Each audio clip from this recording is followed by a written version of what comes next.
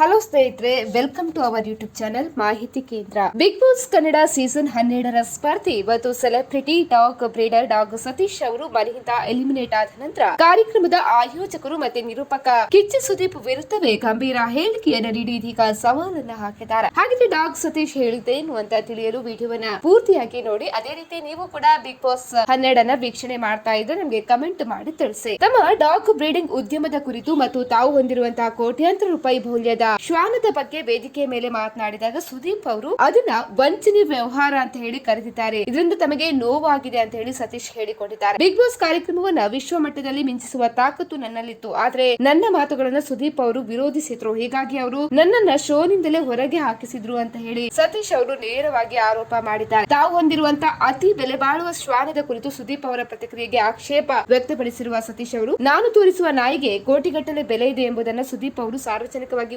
ಒಪ್ಕೊಳ್ಬೇಕು ಮತ್ತು ಅದಕ್ಕೆ ತಕ್ಕ ಮೌಲ್ಯವನ್ನ ನೀಡಬೇಕು ಅಂತ ಹೇಳಿ ಚಾಲೆಂಜ್ ಅನ್ನು ಕೂಡ ಹಾಕಿದ್ದಾರೆ. ಒಂದು ವೇಳೆ ಸುದೀಪ್ ಅವರು ಅದನ್ನ ಮಾಡದಿದ್ರೆ ನಾನು ಅವರಿಗೆ 5 ಲಕ್ಷ ರೂಪಾಯಿ ಚಾಲೆಂಜ್ ಕೊಡ್ತೇನೆ ಅಂತ ಹೇಳಿ ಸವಾಲು ಕೂಡ ಹಾಕಿದ್ದಾರೆ. ಈ ಮೂಲಕ ತಮ್ಮ ಉದ್ಯಮದ ಘನತೆಯನ್ನ ಪ್ರಶ್ನೆ ಮಾಡಿದ್ದಕ್ಕೆ ಅವರು ತೀವ್ರ ಅಸಮಾಧಾನವನ್ನ ವ್ಯಕ್ತಪಡಿಸಿದ್ದಾರೆ. ಬಿಗ್ ಬಾಸ್ ವೇದಿಕೆಯ ಮೇಲೆ ತಮ್ಮ ಉದ್ಯಮದ ಬಗ್ಗೆ ಮಾತನಾಡ್ತಾ ಇದ್ದಾಗ ಡಾಗ್ ಸತೀಶ್ ಅವರು ತಮ್ಮ ಬಳಿ 200 ಮಿಲಿಯನ್ ಅಂದ್ರೆ ಸುಮಾರು 100 ಕೋಟಿ ಬೆಲೆಯ ನಾಯಿ ಇರುವುದಾಗಿ ಹೇಳಿದ್ರು. ಸೊ ಇದಕ್ಕೆ ಪ್ರತಿಕ್ರಿಯೆ ನೀಡಿದ ನಿರೂಪಕ ಕಿಚ್ಚ ಸುದೀಪ್ ಅವರು, ಇದೇನು ಫ್ರಾಡ್ ಬಿಸ್ನೆಸ್ ಸರ್ ಇದು ಅಂತ ಹೇಳಿ ಹಾಸ್ಯ ಮಿಶ್ರಿತ ಅಚ್ಚರಿಯಿಂದ ಪ್ರಶ್ನೆ ಮಾಡಿದ್ರು. ಸೊ ಕೋಟಿಗಟ್ಟಲೆ ಬೆಲೆಯ ನಾಯಿ ಇರುವವರು ಬಿಗ್ ಬಾಸ್ ಗೆ ಯಾಕೆ ಬರಬೇಕು ಅಂತ ಹೇಳಿ ಕಿಚ್ಚ ಸುದೀಪ್ ಅವರು ಪ್ರಶ್ನೆ ಮಾಡಿದ್ರು. ಸೊ ಡಾಗ್ ಸತೀಶ್ ಅವರ ಈ ದಿಟ್ಟ ಹೇಳಿಕೆಗಳು ಈಗ ಬಿಗ್ ಬಾಸ್ ಅಭಿಮಾನಿ ವಲಯದಲ್ಲಿ ಭಾರಿ ಚರ್ಚೆಗೆ ಕಾರಣವಾಗಿದೆ. ಸುದೀಪ್ ಅಥವಾ ಕಾರ್ಯಕ್ರಮದ ಆಯೋಜಕರು ಈ ಸವಾಲಿಗೆ ಹೇಗೆ ಪ್ರತಿಕ್ರಿಯೆ ನೀಡಲಿದ್ದಾರೆ ಅಂತ ಹೇಳಿ ನಾವು ಕಾದು ನೋಡಬೇಕು. ಸ್ನೇಹಿತರೆ, ಮಾಹಿತಿ ಇಷ್ಟ ಆದಲ್ಲಿ ವಿಡಿಯೋಗೊಂದು ಲೈಕ್ ಅನ್ನು ಕೊಡಿ. ಅದೇ ರೀತಿ ಮತ್ತಷ್ಟು ಅಪ್ಡೇಟ್ ಗಾಗಿ ನಮ್ಮ ಮಾಹಿತಿ ಕೇಂದ್ರ ಯೂಟ್ಯೂಬ್ ಚಾನೆಲ್ ಅನ್ನ ನೀವು ಸಬ್ಸ್ಕ್ರೈಬ್ ಮಾಡ್ಕೊಳ್ಳಿ.